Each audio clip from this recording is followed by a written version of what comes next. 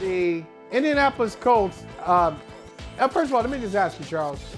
Did you watch this game from start to finish? You got a lot of things to do. You can't be wasting time. Did you watch this game from start to finish? No, I saw a little bit of it. I basically saw Sam Ehlinger get sacked 28 times, but I didn't see the entire game. So let's talk about Jeff Saturday. Jeff Saturday, man, with no head coaching, no assistant coaching on the NFL level, college level whatsoever. Hebron. Yeah. He did coach at Hebron though. Hebron, the academy in Georgia. I'm just very curious to see how this gets spun by Jim Irsay, who, by the way, clearly everything that's happening right now is so Jim Irsay inspired. There's no question about it. Someday, the Pittsburgh Steelers are going to hire the wrong coach, and then they're going to sit there and go, oh my God, we had 3 coaches for a half century, and now we got terrible coaches. What do we do with a bad head coach? There are certain players I root against. There are certain coaches I root against. And there are certain owners I root against. I root against Jim Irsay. I would see a spoiled or entitled kid. Yeah. Ooh, which is great. It would just grate on me. I'd be like, oh, who are your parents? Who are your parents? Let me talk to your parents. How did you get that attitude? How did you grow to be like this? So ungrateful and spoiled. And that's why I root against Jim Irsay. After Peyton Manning, he's blessed with Peyton Manning. You said it right. Peyton Manning leaves, gives that tearful press conference. Just thank you for letting me be your quarterback, that whole thing. Jim Irsay says, well, we only won one.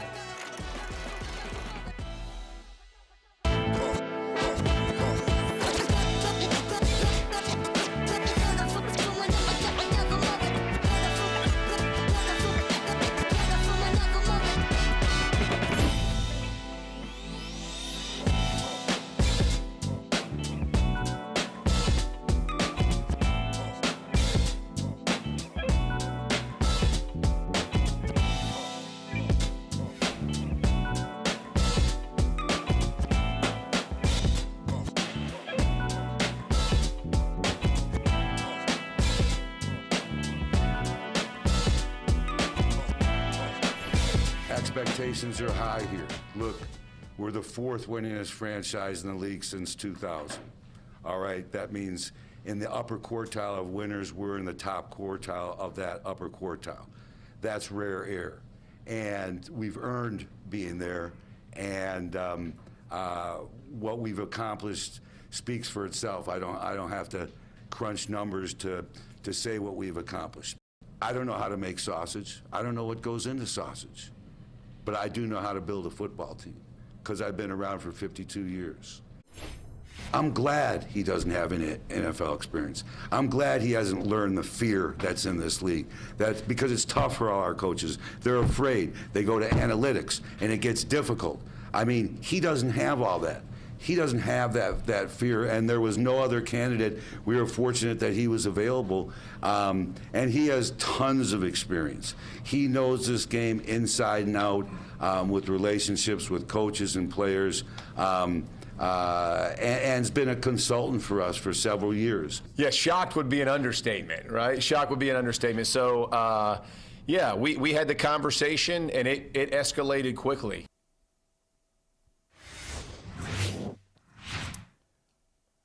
All right, Vinnie Goodwill. I see the look on your face. The look on your face is like, what? Did that just happen? Hey, well, welcome to Brother from Another. Good to see you, and good for all of you to join us. We appreciate you, whether you're consuming on YouTube, Peacock TV, Sirius XM, Channel 85, or wherever you listen to podcasts. We appreciate you. And I'd say, Vinnie, in the spirit of political season, sometimes, especially when the political races get higher and higher, not just a local race, but when it gets to the presidential level or the state level, sometimes the smart people around you, they have something called mock debates and mock conversations, mock interviews. And so they'll tape you before the bright lights go on, and they'll say, okay, I like what you did here, but you can't do that in the debate because that's not going to play well. That seems like a mock debate that Jim Irsay did that actually got out to the public. Like, that was real. Vinny, that actually happened last night, prime time press conference. Most press conferences, more press conferences should be in prime time. Let's start them at 8, 8:15. Maybe have a pregame press conference show, post-game recap. You tell me, help me out. What was Jim Irsay talking about yesterday with regard to hiring Jeff Saturday as his next interim? I put interim, but put the quotation fingers up because that's the next coach of the Indianapolis Colts. He'll be there for 4 or 5 years, if not longer. What was he trying to say, Vinny? I'm stuck on you, the former newspaper writer, saying that press conferences should start at 8 o'clock. Like you've never had an early deadline. How dare you come on Al Gore's internet and act as if you don't have a early edition of a paper? Like you're so inconsiderate to our to our scribes. Early edition. You know what that is. First of all, tell me what a newspaper is. What's a newspaper? It's a thing we get on our phones now. That's what it is. It's a thing we get on our phones. Okay. That's what it is. It's a thing we get on our phones. What he meant, what's the funny thing for me is when Jim Irsay, owner of the Colts, said, I like that he doesn't have experience, that he's not scared, that he's not basically bound to analytics. And not to go into defensive analytics, but doesn't analytics encourage you to take more chances? Doesn't analytics tell you go for it on 4th down more times than not? Doesn't analytics tell you to go for 2 most of the time? I wonder. Go for it on 4th down. You guys punt too much. Why are you doing this? Go for it. It's the science of the reckless at times. Or it's the science of the fearless, not the fearful. Yeah. I don't know what Jim Irsay was trying to say there. How about this though? Can you imagine going to a job that you've never done before, that you've done this as a performer, but now they're asking you to do it as a leader, and you go in and you've never done it, and the CEO says, "Good. I'm glad you don't have experience. I'm glad. I'm so glad, because this organization, these coaches, all these coaches I got here, sorry Gus Bradley, sorry John Fox, and any other person on the staff with a little bit of experience, whether it's 2 years or 20. Sorry, Jim Irsay doesn't want anybody on the staff with experience. You all are scared. You all are governed by analytics, which doesn't really jive. But anyway, I want to go with somebody who doesn't have experience. Who says that? Someone with a few $1 billion to his name. Like you have the economic freedom to have a stream of consciousness, right? And clearly, Jim Irsay is not one of your favorites, as evidenced by some things that you've said, as evidence I can imagine by you being in Boston, in the Boston area, and nothing to do with rivalry. Nope. Okay. Nope. All right. Nope. Nothing. Got nothing to do with it. Because I'll go there too. Because he said some stuff. This is not a. I'm glad you mentioned. I'm gonna let you keep going, but I just want to parenthetically throw in here. Jim Irsay has not been a successful owner because he just knows what he's doing. I've been around it for 52 years. Hey man, okay. I guess if you want to take credit, if I say I'll give you credit because of the people you've had around you, then sure. But don't you dare stand there in front of those people and say it's all you. Don't you dare take credit for. You can't take credit for Tony Dungy. You can't take credit for Bill Polian, and you certainly can't take credit for Peyton Manning. Like those. That's all those numbers that he referred to. No. No, I'm gonna stop you right there. And you may very well be right. And this is where my bias comes in. Where am I from? Where am I from, Michael Holley? Oh, Detroit. Okay. So let's just say that there is a professional football team in town. Let's just say that professional football team never wins. They never hire the right people. They squander the talents of generational players that they've had. Okay. All right. So there's something to Jim Irsay hiring Bill Polian and getting out the way, and hiring Tony Dungy and getting out of the way. You're not taking credit for their genius, but everybody else had those chances to hire those people. There is an element of credit that he's going to take. Now, you can't say, hey, man. Well, Peyton was obvious. Peyton was obvious. So the number one pick. Okay, wait. Peyton was obvious, but there was plenty of people saying you should draft Ryan Leaf because look what Peyton does in big game. I remember that Peyton. Look, what I'm saying is they were. I remember. I know what they said. But if they had the number one pick, they would have done the same thing the Colts did. It really wasn't a debate. I get what you're saying. I get exactly. It was a conversation, and sometimes you happen to make the right choices. Now, I'm not here to defend his record. I don't think that maybe the way that he did this is necessarily as tasteful, but I'm not as outraged. I'll say that. Can I say that I'm not as outraged at Jeff Saturday getting this job? From the stand. How do I put this? There's been an outpouring of criticism saying, and if Jim Trotter was here today, Jim Trotter would have a lot to say about this. He's a lot more versed on this than I am. But for an interim job that's not even necessarily a good job, let's be honest there, right? They've got a lot of holes in this roster, some underachieving players that you expected a lot from. I don't know if that's necessarily coaching. And then you're not going to sink to the bottom low enough to get the top pick in the draft, which buys you, 3 or 4 years. Oh, you might take a quarterback. They're 3-5-1. They're not going to fall down that low. What if they lose the rest of their games? Here's the thing. If you lose the rest of your games, I don't think there's a way that you can actually bring Jeff Saturday back. And my point to you, my larger point is, I want black coaches to be candidates in jobs where I think they can actually succeed, in jobs that are actually decent jobs. Have you seen that quarterback? I remember them cycling through. Was it Phillip Rivers and Carson Wentz and Matty Ice and now Sam Ellinger, right? They have yet to find a quarterback. So you mean to tell me in the NFL that gets rid of black coaches as quick as they can get rid of anybody, that I would want one of the better black African-American minds to go to a place that he can't succeed just so someone 18 months from now and say, see, told you about that. Can't have a black coach over there. The Indianapolis Colts, the fourth winningest team since 2000, and he couldn't win over there. I'd rather not, because that's not a good job right now. Do you understand that that's not a good job? It's not a good look to bring Jeff Saturday off, and he's got a lot of cleanup to do in that locker room and with the coaching staff. But from a macro standpoint, Michael Holley, I wouldn't want a top coordinator having to parachute into their 9 games into the season without a quarterback and a bunch of underachieving players. That's a recipe for disaster, man. I hear you. I understand where you're coming from. I disagree with you, but I hear you.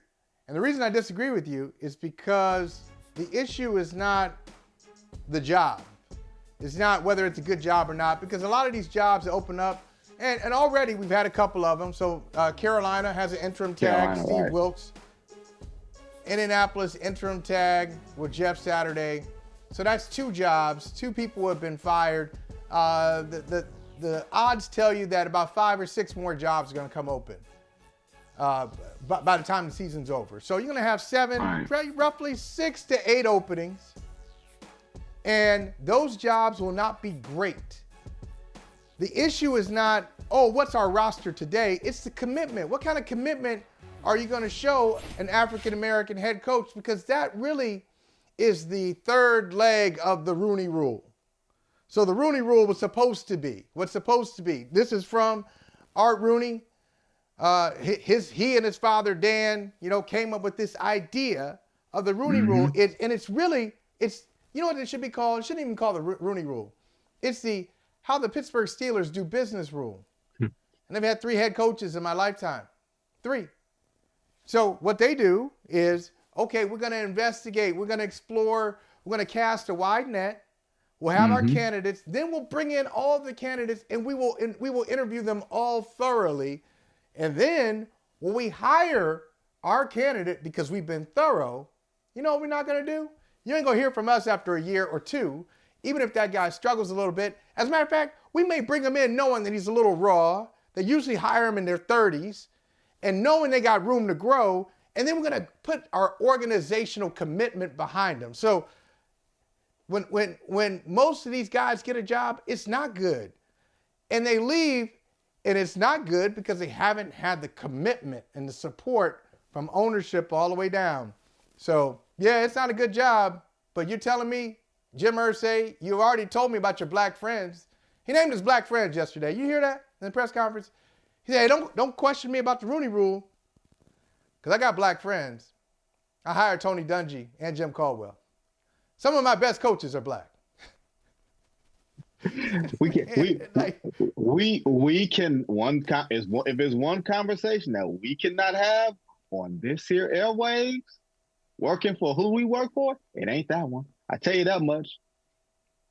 Don't lose your job today. Don't lose your good job today, Michael Holley. I'm gonna make sure we both stay employed today. I'll make sure we both stay employed today. You ain't miss nothing. What did I miss? Talking about Jim Irsay. Here's what I will say. Okay. Here's what I will say. Black coaches in most sports, it ain't just football, it's not bad. You can look to Houston. You can look to Houston to everybody's uncle, Dusty Baker, right? You know the type of jobs that black coaches get? The cleanup jobs. The jobs where it's a mess and you got to clean it up from a public relations standpoint. You got to get the locker room in order because, generally, that's how, black folks are looked at, right?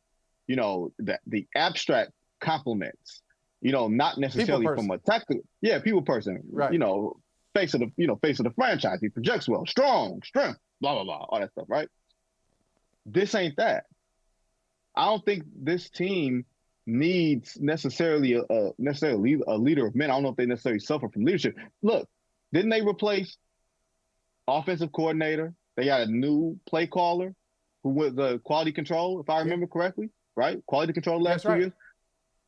They've got a bunch of different holes, and I'm not sure when you go to the Rooney Rule and you didn't call it the Rooney, just call it the Black Rule. You know what I mean? Maybe that just makes people feel a lot more comfortable. The black and brown rule. How about we not put a white man's name on it? How about we call it the black and brown rule and make everybody feel uncomfortable? You know what I mean? So with that being said, it's about, like you said, it's about the commitment. It's about the resources. It's about the long-term plan. Do you have belief and trust with this organization that they will have that? If you don't have a quarterback, I don't see how you can be a good team. If you're not in a position to get a quarterback, considering the way that they've shuffled quarterbacks in and out since the abrupt retirement of Andrew Luck, I don't know if I would want a brother in that spot. Well, it's interesting. Whoever is in that spot right now is Jeff Saturday, and I know a lot of people have kind of, because they know him. I mean, I've talked to Jeff Saturday a couple of times, just doing some work with ESPN over the years. Have done a couple of shows with him. Great personality, really personable guy, easy to talk to. So everybody's kind of dancing around that part. They have respect for Saturday, especially if you rooted for him like you did in Indianapolis, or you've worked with them like people have in the media. But the bottom line is, he's not his own man. He's not his own man in this position. And the biggest tell of that is when he fixed his mouth to say, and he did not laugh, he said, Sam Ehlinger's our quarterback. Bruh, stop. Now, we all know Sam Ehlinger is not great, and Matt Ryan at this stage of his career is not great either. But Matt Ryan is a better quarterback for the Colts than Sam Ehlinger. And the AFC is not great.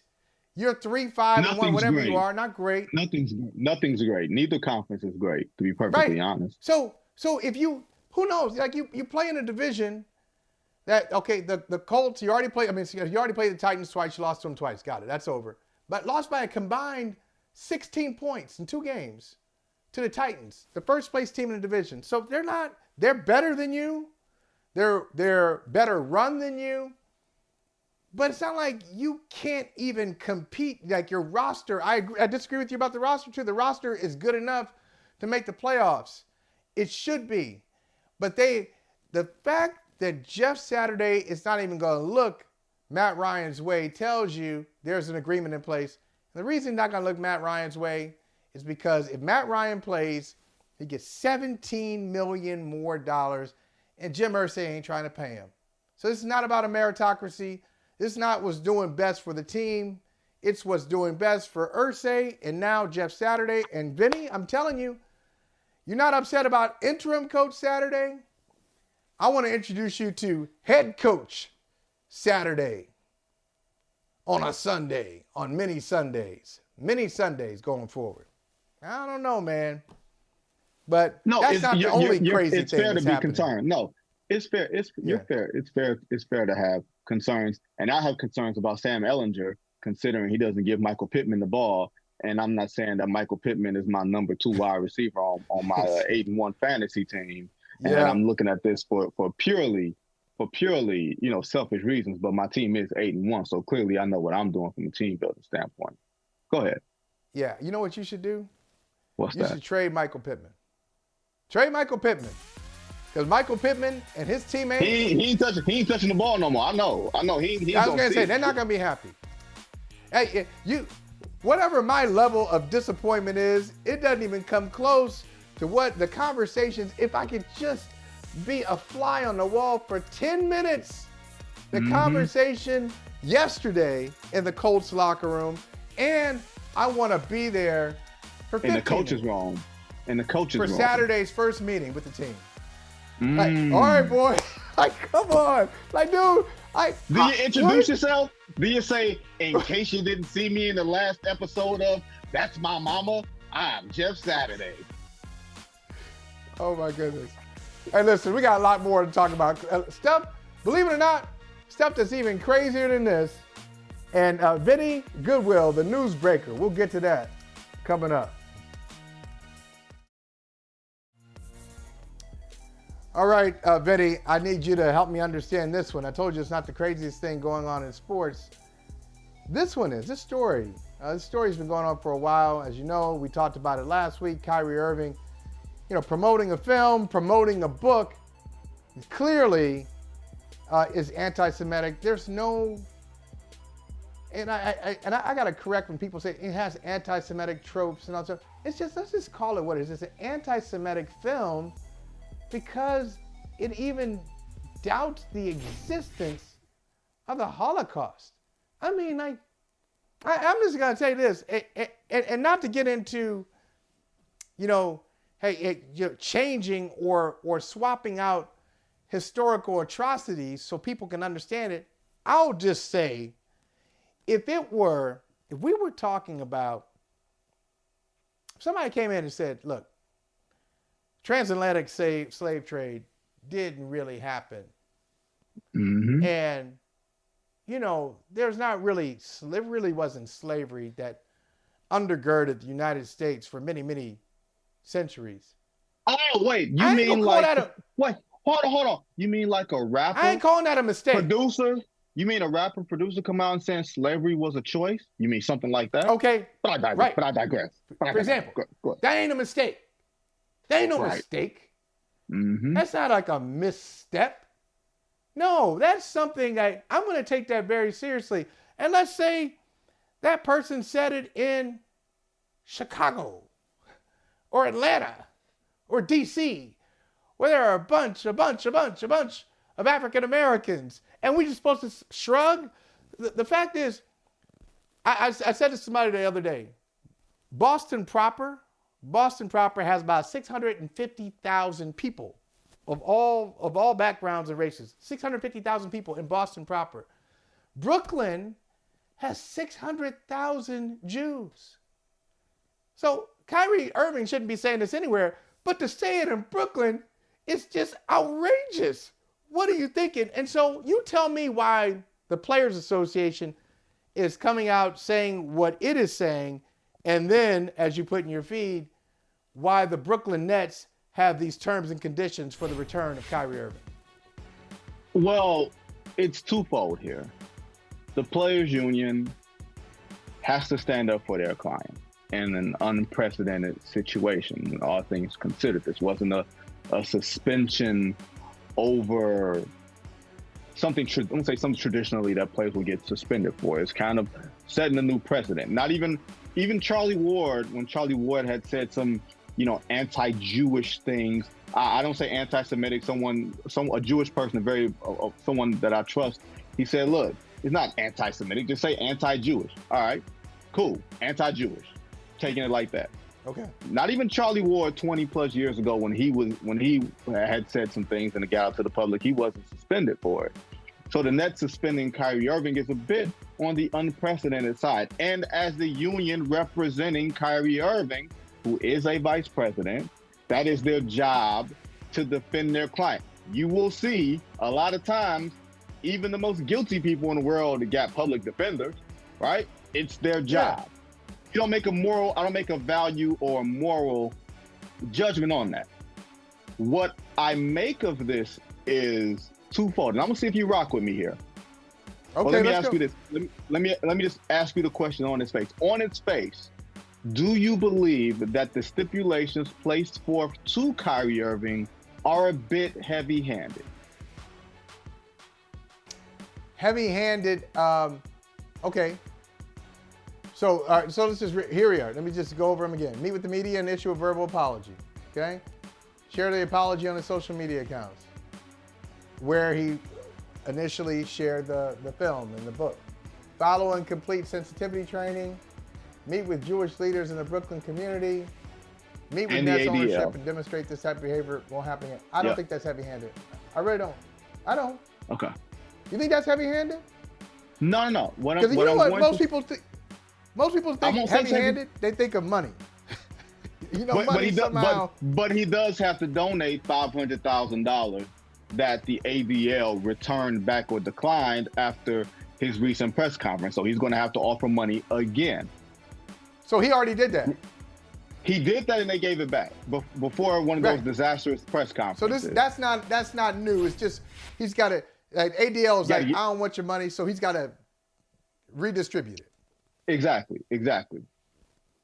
What I will say is this, and I've been a vocal critic of everything Kyrie Irving, from a principle standpoint, from a practical standpoint. So don't look at this as me giving him bail, because that's not what I'm doing here.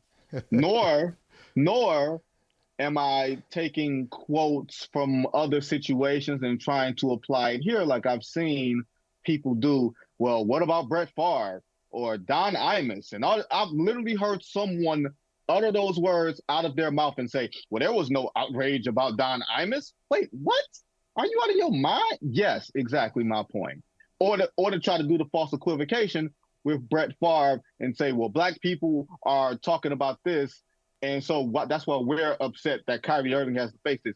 What black people Like, who since when did we become a monolith about Kyrie Irving? But I digress, and I will address the topic at hand. If you are the Brooklyn Nets, and you know that Kyrie's number one thing on his principles list is not bowing down to you, to the public, to the media, and you don't want him to come back, what are you going to do? You make him bow down, right? You put forth a list of stipulations that you know that he's not going to fulfill, that he's not want to fulfill, because you know his character, because he backed himself into this corner, not just with the film, but with the press conferences, with the refusal to back down, with everything that he did, with that no-show performance against Chicago on national TV too. Now, don't think that the Nets didn't see all of that, right? All of a sudden, a 30-point-a-game guy couldn't make a field goal into the fourth quarter. Something smells fishy here. But what I'm saying for the Nets is they don't appear to want him back. So you put all these stipulations in front of him to basically say, hey, you want to come back? Here's your path, knowing he won't. Right? Knowing that his principles are too strong to even apologize. he wouldn't apologize for a movie he probably hadn't laid his lazy ass's eyes on. You know what I'm saying? I won't say lazy, Well, but glazed eyes on. You know what I mean? He is not going. He didn't watch that 3.5 hour movie. You know he didn't watch that 3.5 hour movie. He didn't know what was in it, but he was going to appear the way that he appeared because he was being challenged on it. And if it's one thing you're not going to do to Kyrie Irving, you are not going to challenge him publicly. You are not going to make him back down. So what are the Brooklyn Nets going to do? Make him back down and bow down. And what should the NBPA do? Not want to make sure that this is not a precedent that is going to be set for future references. I will venture to say there's no other NBA player like Kyrie Irving that comes up with a million reasons to miss work or start controversies, but they have to defend their guy because he's a vice president, because he's one of the 450. I completely understand. This is part of their job.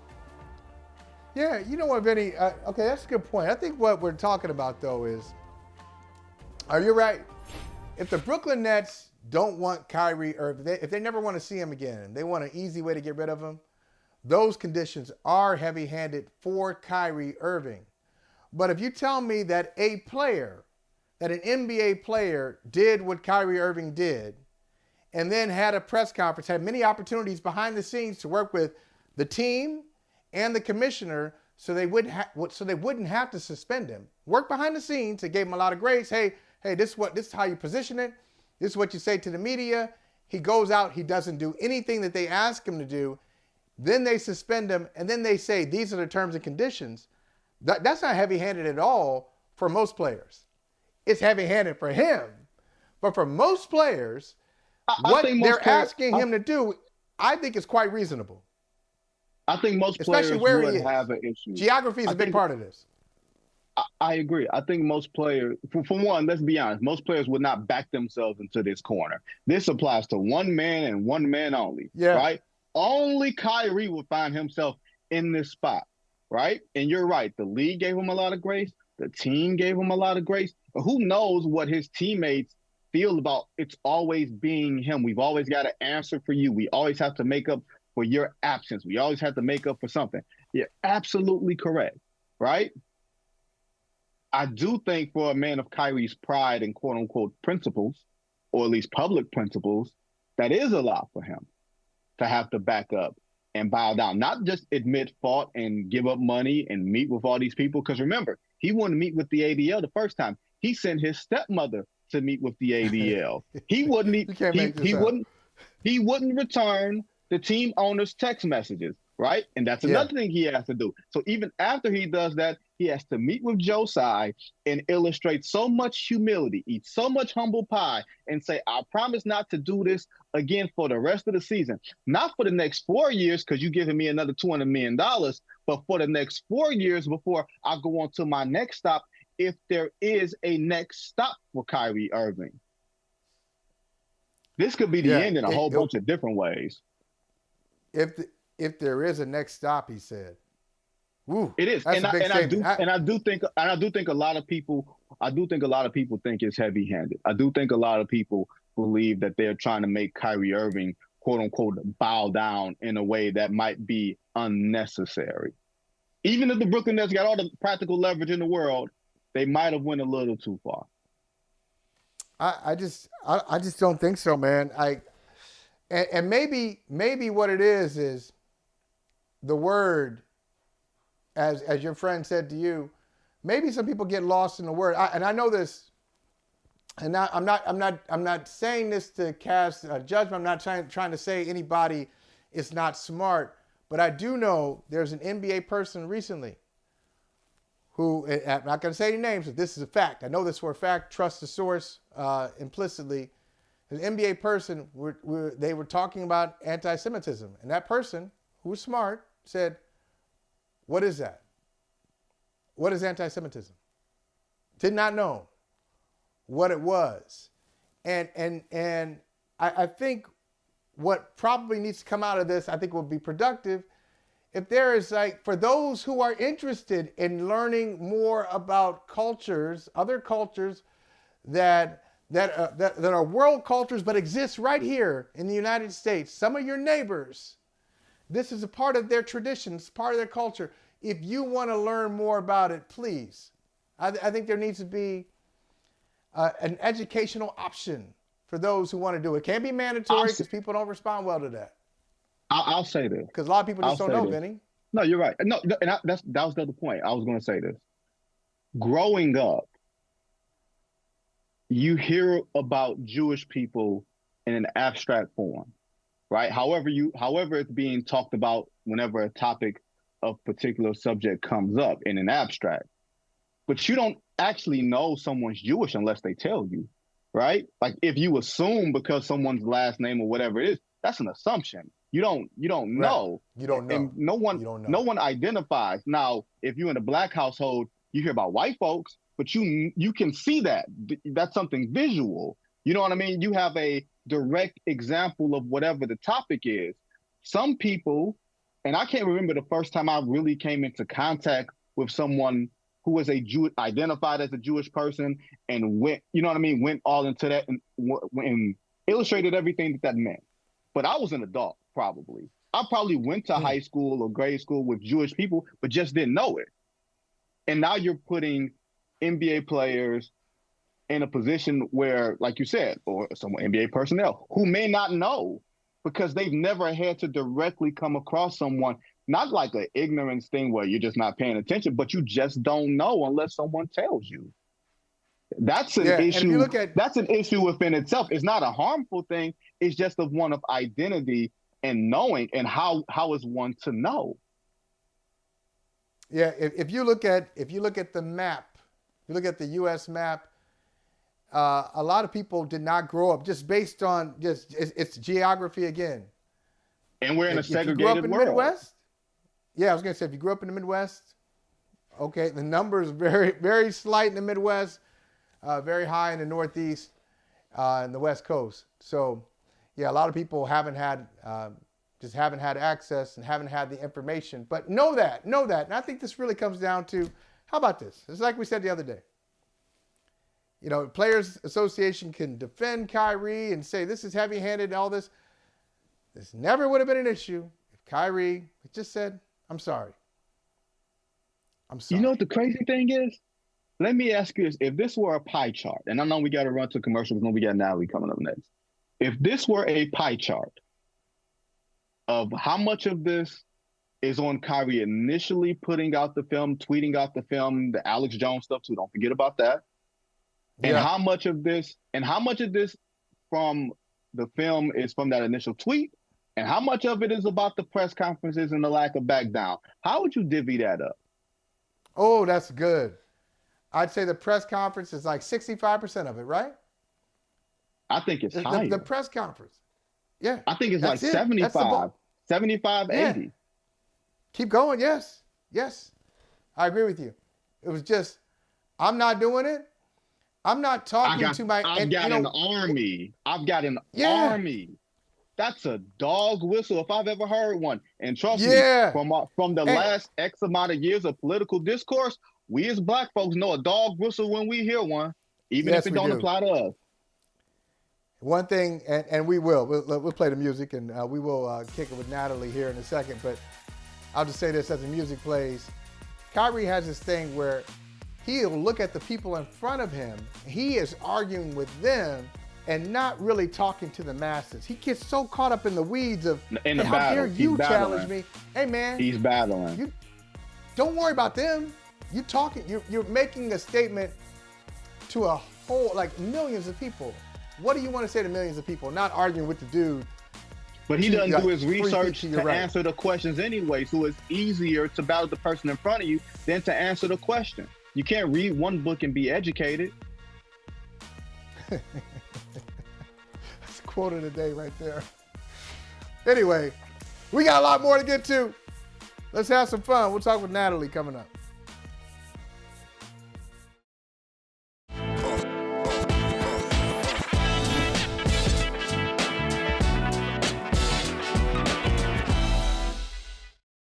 The way our salary is constructed, our salary cap and our budget, all the way to, injuries, guys being available, playing style, new coaching staff, like and guys having to buy in to how we're playing and what we're doing. So all of that is real. And guys having to step up and play better. We just can't go out and start spending money everywhere to build a team. We have 3 big-time future Hall of Fame, first ballot future Hall of Famers that a chunk of our budget is being spent on. And there's only so much left. So, but just having honest dialogue, not sugarcoating anything, looking at everything for what it is and being real, like being real. We're not one of these teams right now, as of right now, where we have 30, 40, 50 million in cap space. We don't have that today. Do those three guys have to give you more? Huh? Do those 3 guys that are that much of your roster, your payroll? Again, Bron is managing his foot, just coming off a viral infection. AD, has been managing his back, and he's been available and playing well, putting up good numbers, as with LeBron. Russ has embraced his role off the bench, and so I feel comfortable where I can give more. We all can give more. Oh, wow, it's Darvin Ham. We got Natalie here joining the party. We're going to end the show with a bang. Have a good time. Good to see you, Natalie. Vinnie, I'll start with you, and then Natalie, jump in here. Darvin Ham said a lot in that clip. Some of it's obvious. Some of it's like, well, okay, you got these 3 big-time guys, first-time Hall of Famers. You just mentioned one of them's coming off the bench. That's a problem in itself. What did you make of Darvin Ham's comments?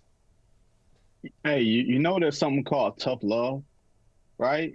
And tough love usually means people just being like brutally honest and being all that extra.